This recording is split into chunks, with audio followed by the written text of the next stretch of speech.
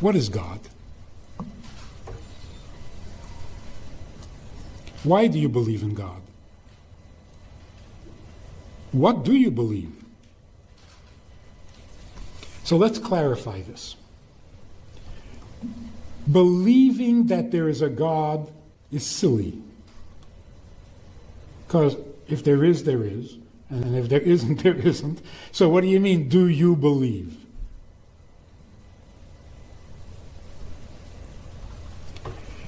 Everybody believes in God.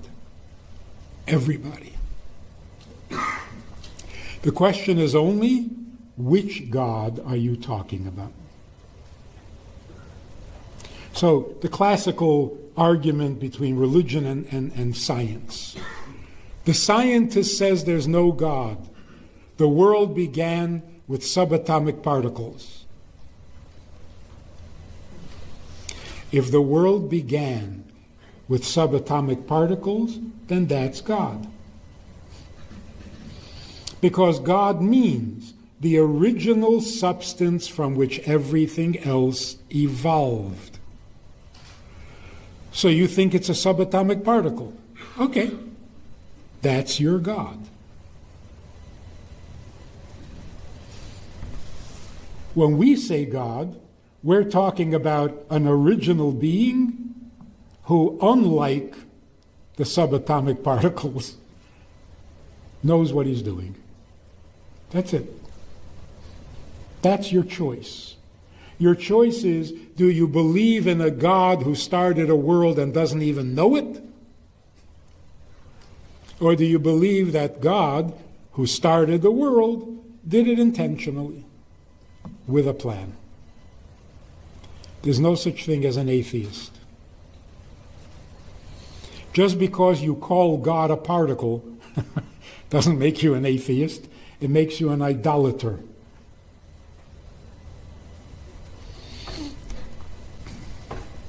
Tell you another thing that makes you an idolater.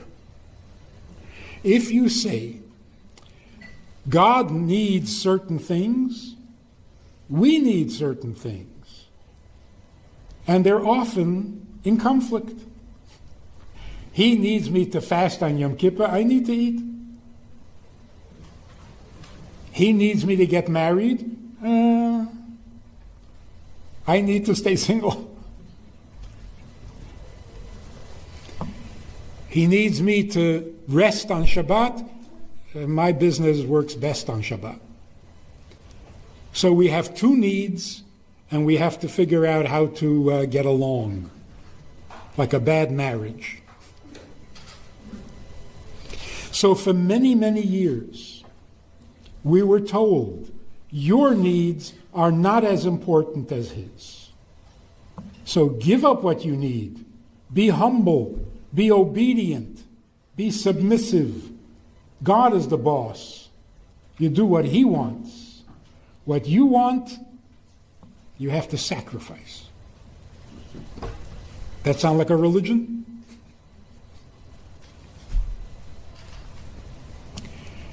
Amazingly, it worked. It worked. Not only for Jews. The whole world behaved, built cities, built communities, made new inventions, explored new countries. Why? Because they needed to.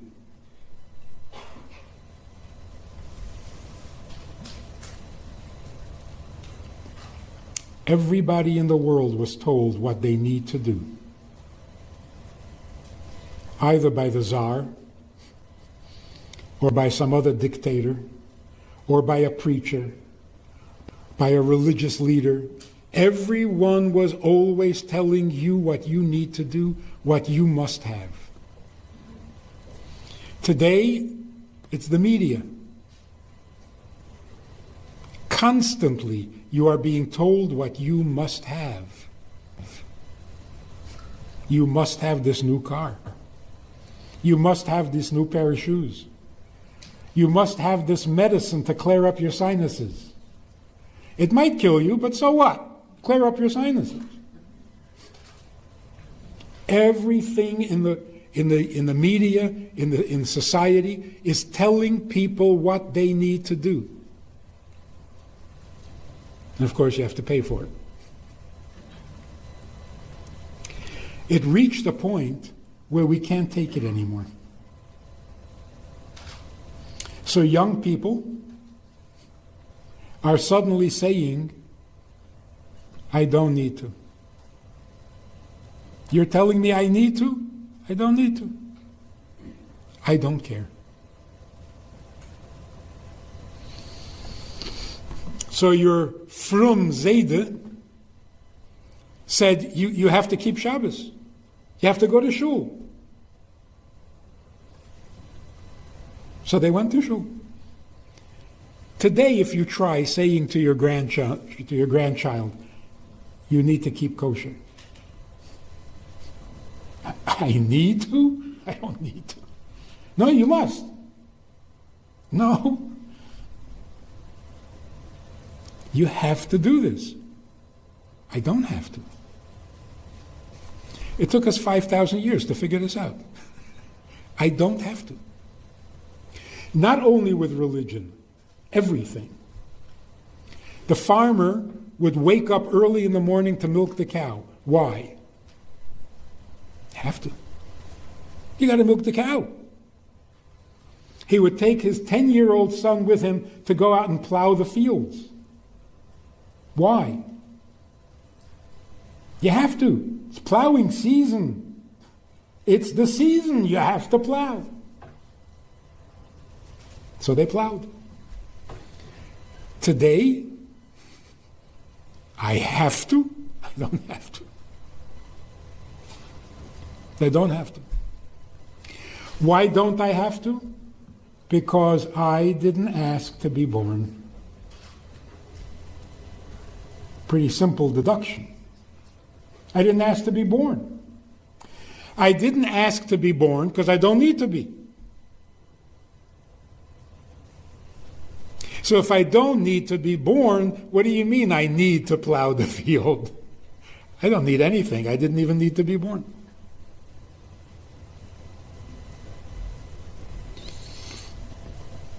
So a man in India sued his parents that they should pay all his bills for the rest of his life because they gave birth to him without his permission. Sounds funny. He literally took them to court, but the courts threw it out.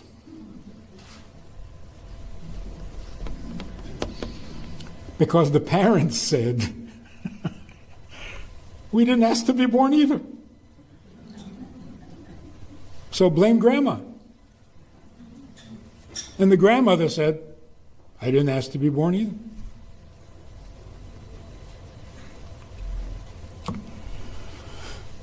It sounds funny when you first hear it, but think about it for a minute. Nobody asks you.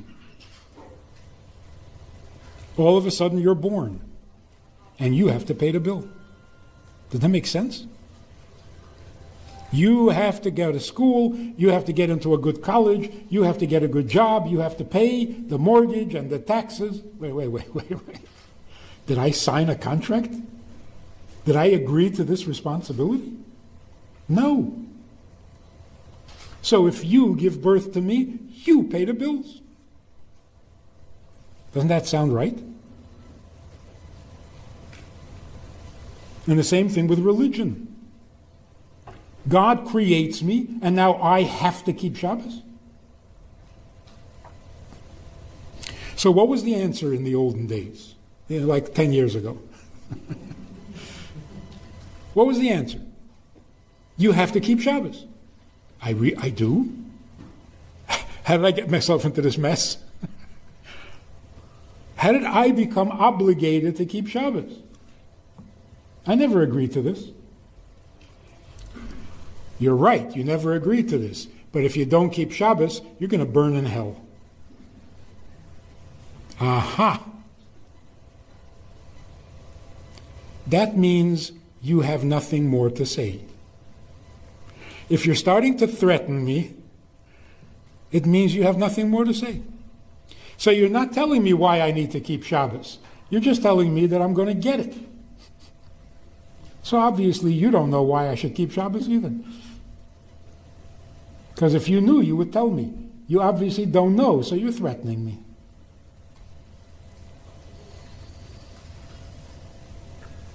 Did you try threatening a child today? Doesn't work. You can't threaten a child today.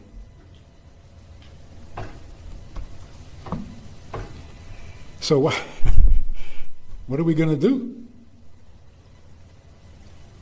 Can't beat up your kids. What are we going to do?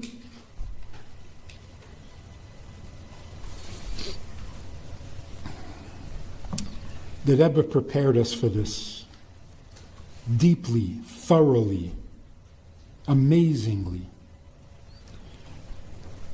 The Rebbe said, you don't need to be born. You don't ask to be born. So why are you? Why are you here? This is no longer a religious question. This is a life question that young children are asking.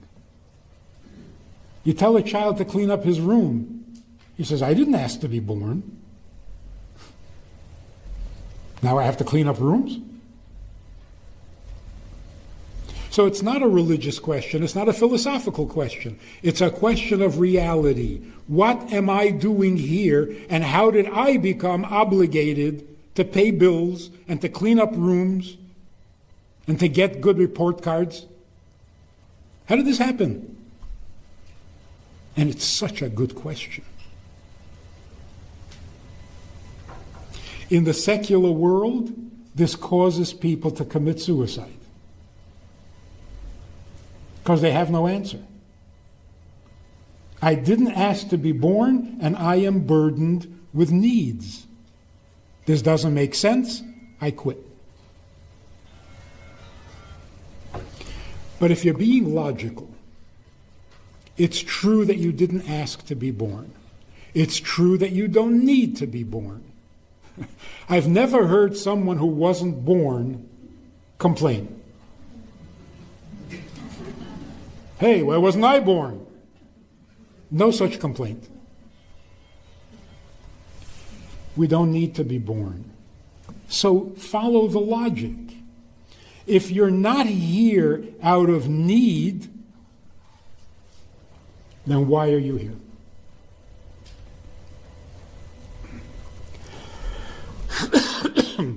The most logical answer.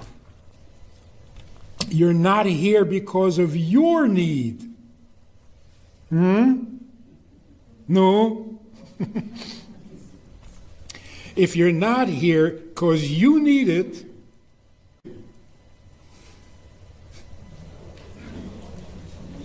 someone needs it. Someone needs you to be born.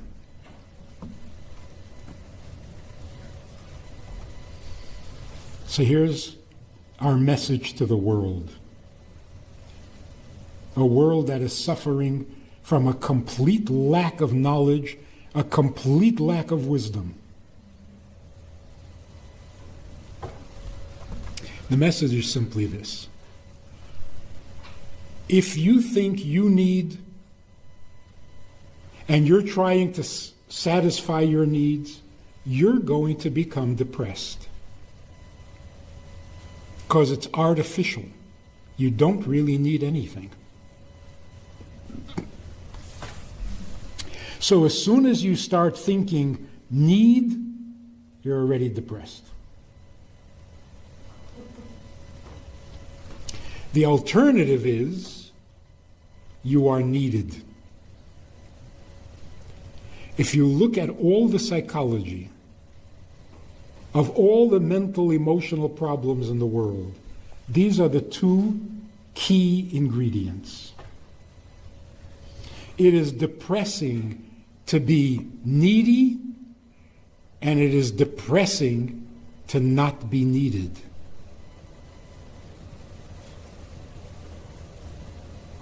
If you solve those two problems, you will have no others. Guaranteed. Part of the failure of psychotherapy, whether it's Freud or Adler or Maslow or whoever it is, the failure is they keep focusing on your need. They're actually making you depressed. You come to the therapist and you say, I have so many needs, I can't stand it. Basically, the therapist says, you have no idea how many needs you have. You have needs you never even thought of. Your mother never wanted you. You're jealous of your brother. Thank you very much. I feel so much better now that I have more needs. And then you come to religion for a little relief. What are you told? Those are only the problems in this world. Wait till you get to the next world. There are problems there waiting for you. So, come on, enough already.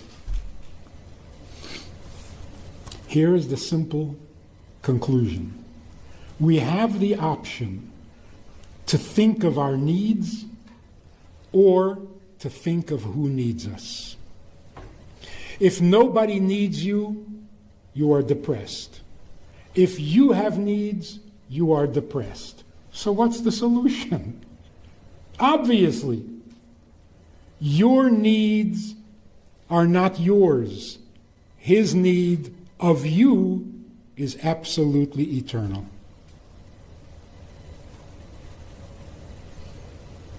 The best of both worlds. I have no burdens. I have no reason to be depressed because I don't need anything. But if nobody needs me, I'll be depressed. God needs you. That's Judaism. The rest is commentary. We made such a terrible error. Maybe it was due to influence from Christianity or from Islam or wherever. When did God become indifferent, retired, sitting up in heaven watching us struggle? We are needy and he needs nothing. Isn't that the picture? He's God. He doesn't need anything. We have needs.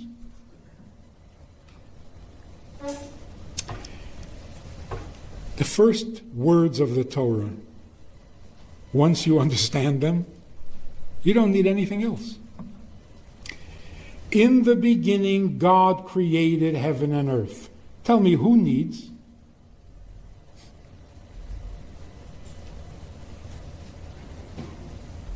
Did you hear that? He created heaven and earth. He needs nothing. I didn't create anything, so I need nothing. But he created the world. He doesn't need. How did we get so upside down? The creator of the world has a huge need, an infinite, eternal need, strong enough to make him create an entire universe. We, on the other hand, never asked to be born. What do I need? Let's take this one step further. You need to eat. You need to sleep. You need a car. You need a phone. You need a doctor.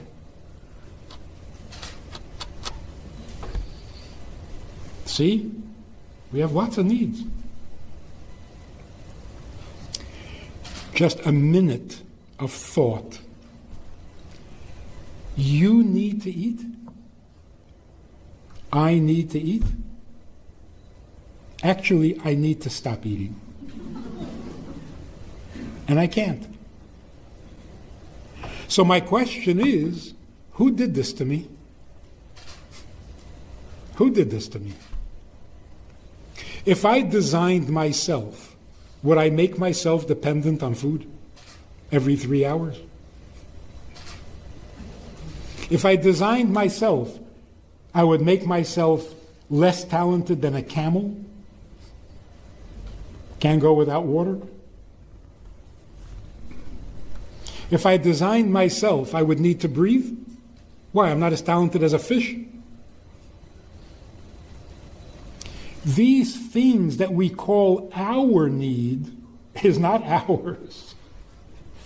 We didn't choose it. We didn't agree to it. We don't want it. We don't like it. What do you mean, our? My need. I need to eat. No. No. Whoever created me dependent on food. Thank you very much.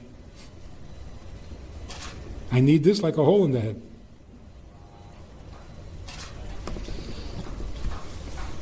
I need to get a job. I need to get a job? Who created the system? Who made it necessary to have a job? Not me. I'm against it. I'm against school. I'm against jobs. Who needs it? But that's not the world that I was invited into. I don't make the rules. I don't choose the rules. They're already there. And who made those rules? The Creator. So is it true that I need to eat? Or that He needs me to eat? So let me end with this. A young boy went off to yeshiva in France. Very strict. The day he arrives, he walks into the office of the Rosh Yeshiva, and he says, in Yiddish, he says, I need to call my mother. Where's the phone? And the Rosh Yeshiva said to him, you need to call your mother. What does I mean? And what does need mean? Think again. Listen to this. He said, I need to call my mother. Not true? Not true. What should he have said? I want to call my mother. Also not true.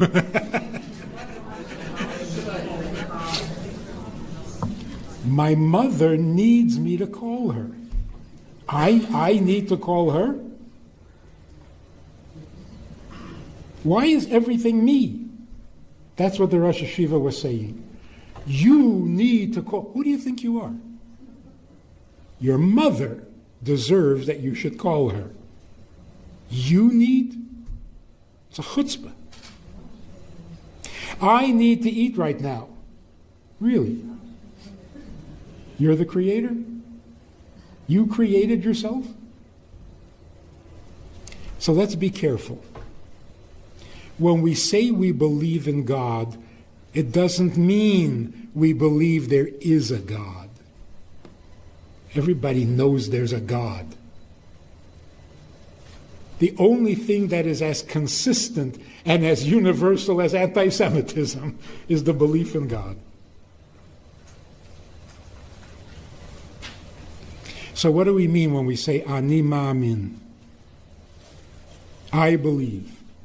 It means I am aware of what's true. He needs me more than I need him. He is the Creator. So he is the one who needs. And I'm not going to compete with him and make believe that I have needs. So the one thing that a human being needs is to know who needs you. That's it. Is that not Judaism? Is that not the whole Torah? God comes down to Mount Sinai to tell us what we need? What is that? No. He came down to Mount Sinai to tell us what he needs. and how much he needs us to do that.